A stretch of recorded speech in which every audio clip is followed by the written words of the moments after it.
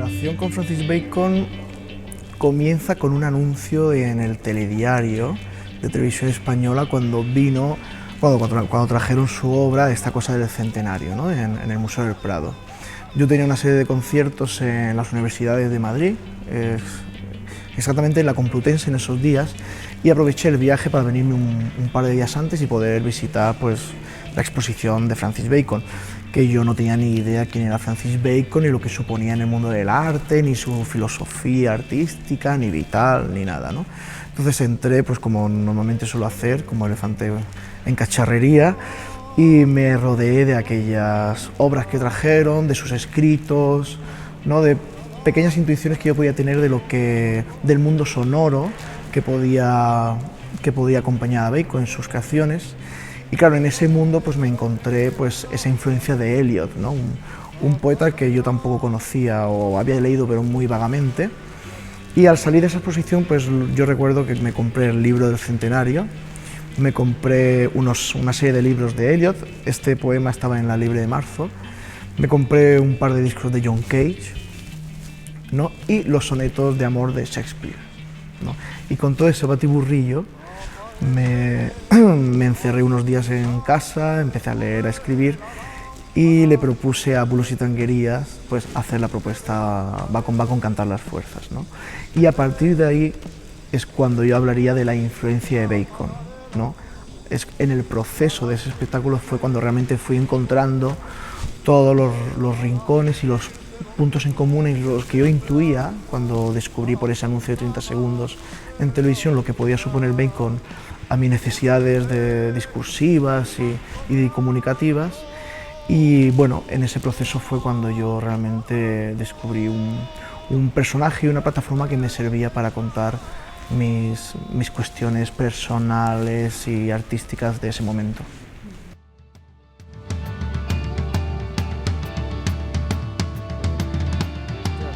Esta cosa de que la violencia reina la obra de Bacon, como él bien decía, porque su obra habla del siglo XX, y bien sabemos que el siglo XX ha sido un siglo terriblemente violento, ¿no? El siglo XXI no se queda atrás, ¿no? Y nosotros somos hijos de los últimos coletazos de esa violencia en otros formatos, ¿no? Y la recomposición, la transformación de esa violencia en otras formas de afrontarla, ¿no? Entonces, claro, yo que siempre cuento que trabajo desde la contemporaneidad de mi tiempo, pues claro, todas las violencias o las microviolencias, que hoy en día es un debate muy acorde, están presentes, claro, son puntos de inspiración para cualquier trabajo, diríamos en lo narrativo, y después hay una parte de la violencia que está implícita en nuestras actitudes, ¿no? Estas cosas de los microfascismos, ¿no? Que va implícita en nuestras formas también de practicar el arte y todo relacionado con la vida.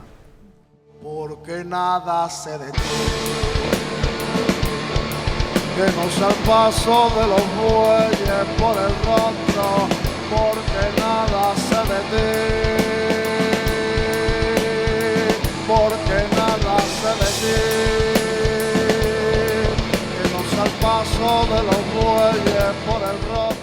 Sí, cuando hablan siempre de mí como una perspectiva de cantante, por ejemplo, hablamos de la voz, pero siempre hay una noción de hablar de la voz siempre como un poco apartada de lo que supone el cuerpo, lo físico, ¿no? Y ya no solamente el cuerpo como cuestión material, ¿no? La carne, los huesos, la piel, que Bacon hablaba tanto de ello, la sangre, ¿no? Todo lo que le inspiraba tanto eso, sino también qué supone un cuerpo en según qué contexto, en según qué espacio, ¿no? La espiritualidad en los cuerpos, etcétera, etcétera, ¿no? El cuerpo como bolsa química, ¿no? Todo lo que suponen esos debates, ¿no? De identidades, géneros, etcétera, ¿no?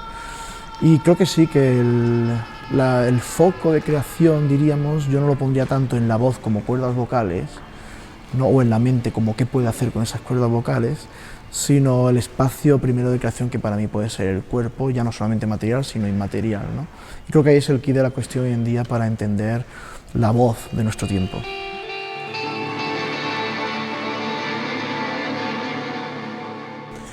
Bueno, la épica es como el primer nexo en común que nos referimos siempre que el día que nos encontramos, ¿no? El flamenco tiene mucho de épica, un poco diferente a la épica que se puede tener en la música rock, pero es un nexo en común, un buen primer nexo en común para entablar un primer trabajo, ¿no? Pero después, por ejemplo, había cosas muy en común, ya no, aparte de las etiquetas flamenco y rock, ¿no? Que es, por ejemplo, es mi interés por la política y su interés por la política, más allá de la política panfletaria, la violencia en la práctica, ¿no? Bien sabemos que el punk, aquellos que vienen del hardcore, del punk, del rock, tiene una violencia muy particular. Yo también utilizo bastante la violencia por todos los trabajos que hemos hecho, ¿no? Pero todo eso aunado con una forma de entender dentro de esa violencia, belleza, ¿no? Violencia, placer, ¿no? que también nos unía bastante, ¿no? Que no solamente es una violencia de ruidismo y de golpe, ¿no? Sino que es una especie de violencia, golpe, caricia, vómito, beso, escupitajo, ¿no? Y bueno, entonces todo ese mundo nos interesaba muchísimo. Y después un mundo que no sabíamos que nos podía unir, que es el mundo de la mística o el mundo, o esas palabras invocadoras de otro lenguaje, también nos ha ido uniendo. La sábana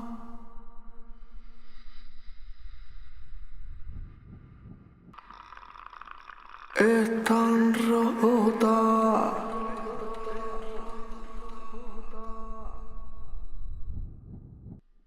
mi cuarto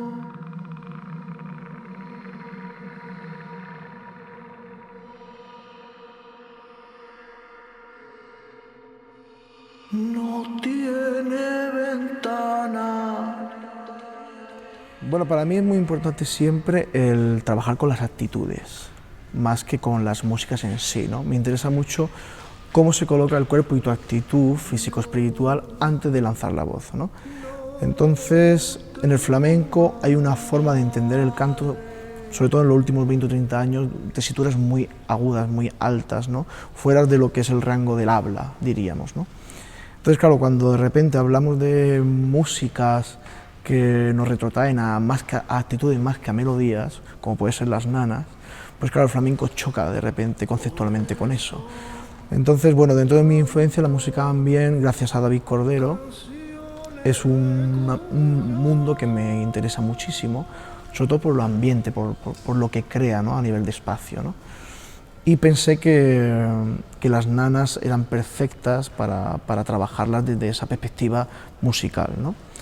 Entonces, bueno, hay un punto, sí, de calmante, como bien dices, un punto calmante dentro de esa forma de afrontar la nana, pero también las letras como más oscuras o más de derrota, diríamos, también nos ayudan a entender que las personas que trabajan o trabajamos según la perspectiva de la derrota, pues no hay mucha más preocupación, ¿no? Entonces el dormir, el relax, tendría que ser una de los primeros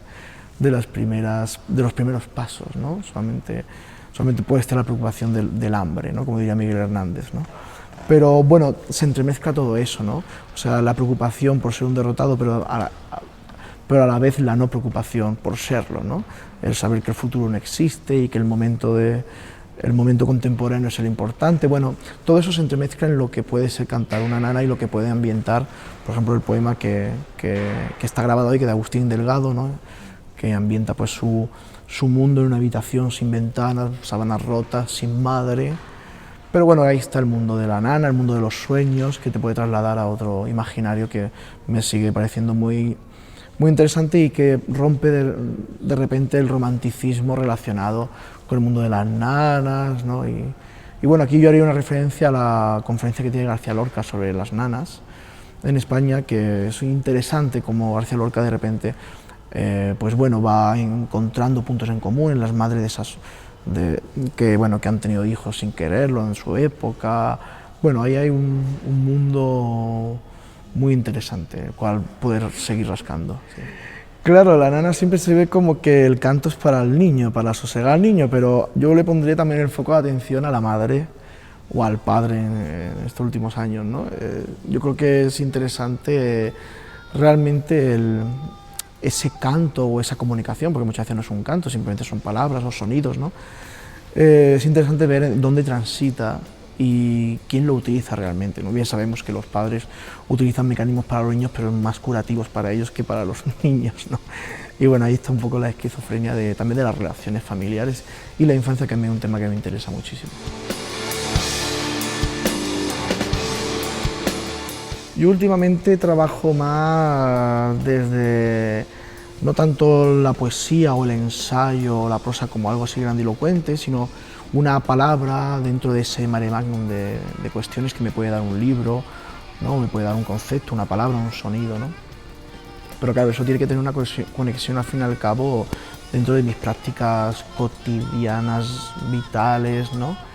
Y bueno, es un flujo, diríamos, de información, ¿no? No hay priorización de los conceptos o de las herramientas, ¿no? Dependiendo de... Por ejemplo, hay gente que escribe poesía que es muy ensayística, la poesía que escribe, o al revés, hay gente que escribe ensayo pero que es muy poético, ¿no? Pero bueno, la palabra sí tiene una importancia en mi trabajo, en rasgos generales, porque me ayudan a trabajar desde una conceptualización, diríamos, de las temáticas, que me ayuda muchísimo para poder llegar a reflexiones, ¿no? Y muchas veces trabajo desde las sensaciones y encuentro las palabras adecuadas. Muchas veces encuentro las palabras y encuentro las sensaciones, ¿no? O muchas veces no trabajo desde nada de eso y me voy a otros territorios, ¿no? Los 150 millones con sus cabelleras de risa y su pánico de luces.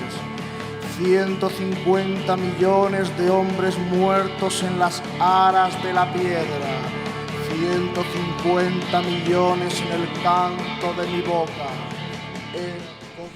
Me acerco porque un amigo mío me habla un poco más intensamente y apasionadamente de lo que supone Miguel Hernández para él. Y bueno, a partir de ahí pues empiezo a conocer la obra de Miguel por los cantautores, Manuel Gerena, Serrat, ¿no? Paco Ibáñez. Y bueno, empiezo a conectar un poco con las temáticas que Miguel Miguel entabla en su vida, ¿no? Sobre todo porque era mi parte adolescente, una época yo relacionada con los movimientos comunistas, ¿no? Lo que suponía Miguel. Pero curiosamente, cuando estoy en ese mejunje sociopolítico y también artístico, de repente me doy cuenta que exactamente lo que invocaba Miguel no era lo que invocaban los comunistas de España, ¿no? Entonces, bueno, rascando sobre sus esquizofrenias vitales, pues de repente me animo a cantar a Miguel, porque para mí engendra una época totalmente delirante de la historia de España, ¿no? A Miguel se le vende como un poeta, una persona íntegra, ¿no? Porque murió por sus ideales comunistas, etc. Pero en el momento que rascas, las cosas son mucho más complejas, ¿no? De lo que parecen, por suerte.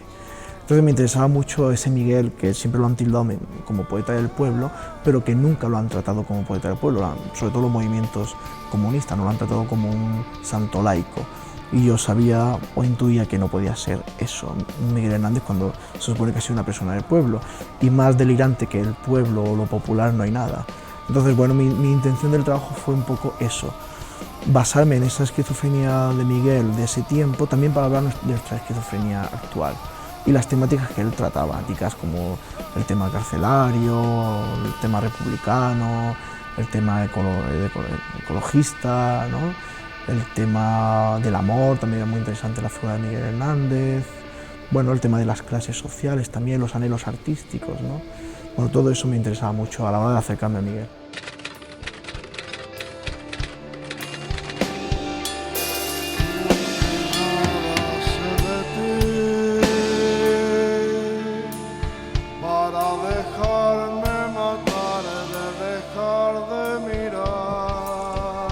Es imposible huir de la voracidad, sobre todo en el mundo del arte, de la industria, lo que supone todo eso, y también en las prácticas cotidianas. Hay algo de voraz, esto me lo engancharía con el Miguel, lo del animal, ¿no? Esta cosa animal que también hablaba. Y es algo que yo no reniego. Y, bueno, lo que hablábamos antes también de la violencia, ¿no? Y toda esa... La voracidad puede tener muchos primas, muchas lecturas, ¿no? No siempre negativas. Y bueno, también me siento reflejado con el concepto del azar, ¿no? Que él hablaba tanto, después no sé si realmente era tan tan fiel a ese concepto del azar, ¿no? Y bueno, esta exposición habla muy bien de todo eso, pero el azar, más que una cuestión de cumplimiento material, es una actitud, ¿no? Una actitud ante la práctica, ¿no? Ante la vida, ¿no? Y creo que el azar, la improvisación, bueno, esta cosa, ¿no? Y creo que ahí sí conecto un poco con Bacon, ¿no? Por lo menos a nivel teórico, ¿no? Lo que puede suponer eso en nuestras prácticas artísticas y vitales. Lo que pasa es que, claro, después traducir eso es alto complejo, ¿no? Porque la codificación de todo es muy alta, ¿no? Pero bueno, teniendo esa actitud y esa luz ahí latente, creo que siempre nuestras prácticas estarán un poco desplazadas de lo que podemos entender como lo habitual, ¿no?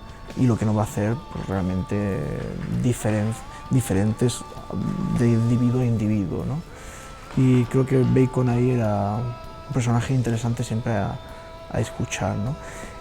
Y volviendo a lo de la velocidad, me parece un sentido muy coherente por su parte, aunque no era nada coherente, como los buenos artistas, sino porque gracias a esa velocidad, su producción y su forma de hacer arte tenía un espíritu que convive hoy perfectamente con nosotros, ¿no? Porque realmente conecta a nivel pluriversal de lo que podemos entender, lo que es estar aquí. Con capucha y en el trono.